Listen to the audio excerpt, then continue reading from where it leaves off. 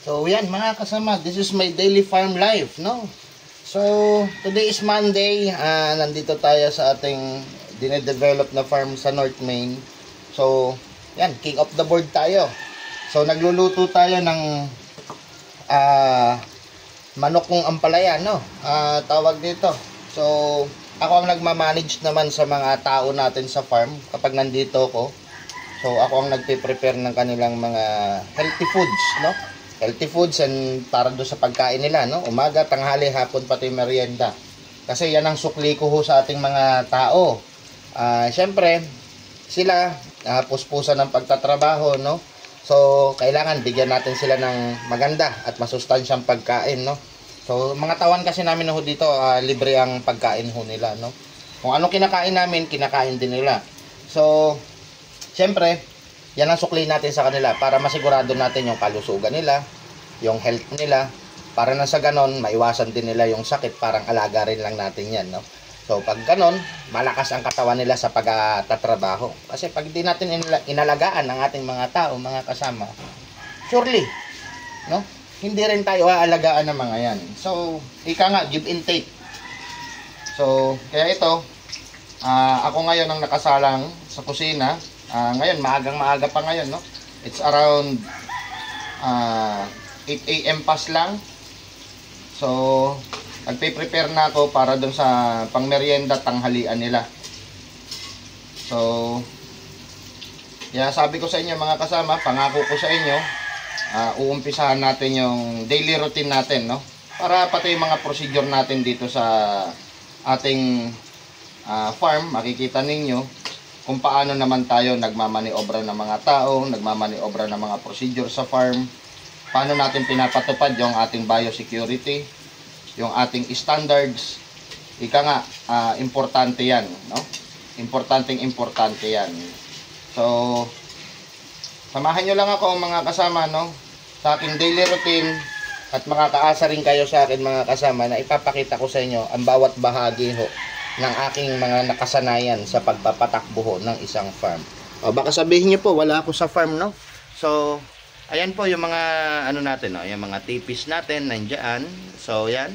So, andito ho, naglilinis sila rito sa may gawing likod, no? Kasi ito yung lalatagan natin, no? Yan yung mga tipi. So, yung mga tao natin nandun sa pader, oh. Ayun sa pader. Ayun, nagkukutkot yung isa. Yung isa nandun sa kabila. Yung dalawa, ayun, nagkukwentuhan dun. Saan na ba yun? Wala ayun, nakikita na sila, nagkukwentuhan dun sa may kabila, no? Tapos yan yung bungad natin, no? So, yan. Para makita nyo na nandito tayo. So, yan mga kasama. Isa na natin yan. This is my daily routine. This is my day 1. Ito yung babansagan nating day 1 para dito sa ating farm. Para makita nyo yung routine namin. So, this is my daily routine. Mr. JRB daily routine day 1 dito po sa ating North Sector, no? So, abang-abang lang lagi mga kasama kasi sigurado makikita nyo sa amin dito is actual, no? Actual procedure. Walang tago, walang lihim. Simula't simula hanggang pagdating ng araw ng exam nila, makikita nyo rito sa amin, actual yan.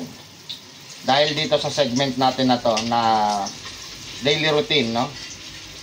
So, abangan nyo lagi ho, yung mga ano natin ha, mga susunod na videos natin. So, pansamantala, iwan ko muna kayo. Tapusin ko lang ang aking niluluto.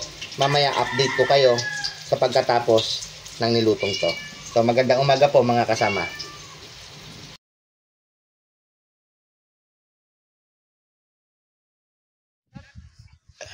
Hello guys, yan, magandang hapon sa inyong lahat. So, pre-conditioning area, ito ang update. Tumutubo na po yung ating mga TP, no? So, ongoing sila. Ayan, ang ating mga masisipag na mga tao, no? Kasama. So, balik na rin natin lang, no? So, yan. So, isiset pa natin.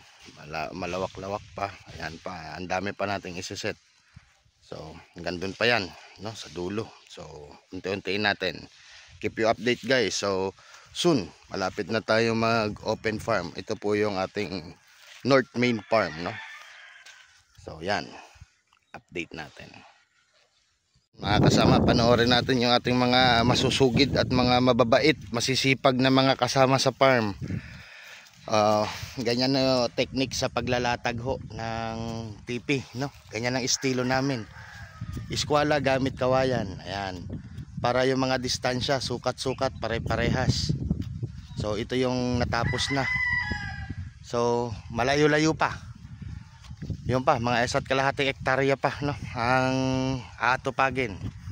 So soon, abangan nyo ho, April, open farm tayo.